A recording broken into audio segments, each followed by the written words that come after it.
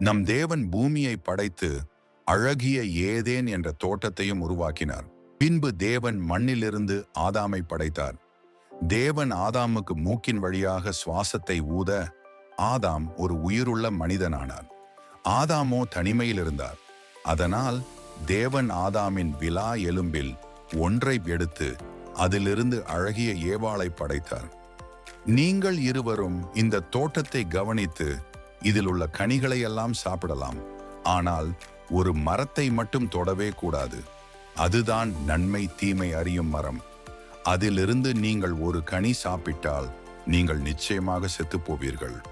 ஆதாமும் ஏவாளும் தேவனின் வார்த்தைகளுக்கு கீழ்ப்படிந்து சந்தோஷமாக வாழ்ந்து வந்தனர்.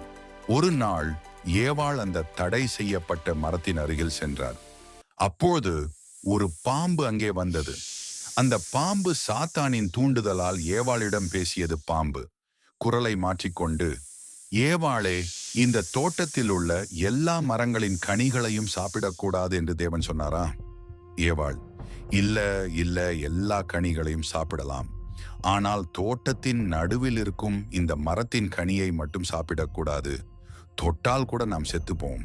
பாம்பு, சி, அதுவெல்லாம் போய் நீங்கள் சாக மாட்டீர்கள்.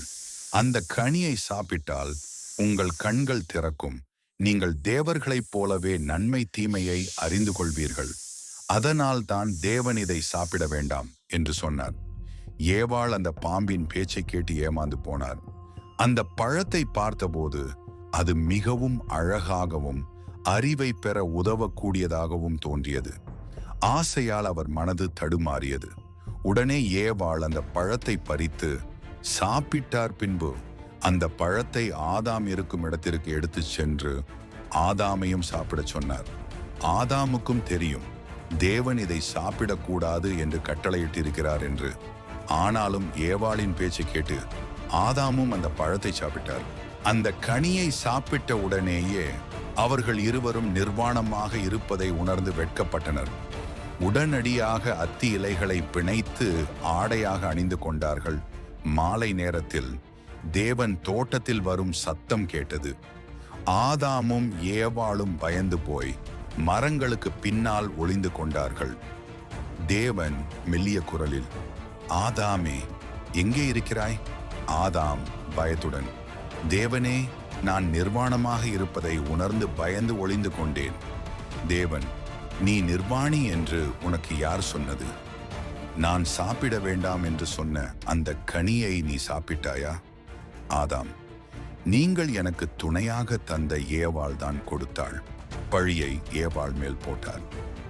ஏவாள், பாம்பு என்னை பேசி ஏமாற்றியது. பழியை பாம்பு மேல் போட்டார். அவர்கள் இருவரும் தங்கள் தவறை ஒத்துக்கொள்ளவில்லை.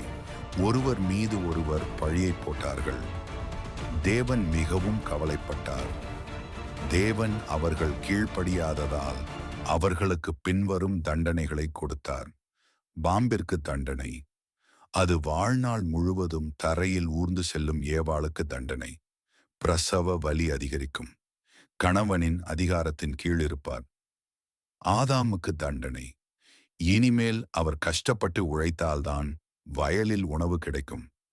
கடைசியாக அந்த அழகான ஏதேன் தோட்டத்திலிருந்து ஆதாமையும் ஏவாளையும் தேவன் வெளியேற்றினார்.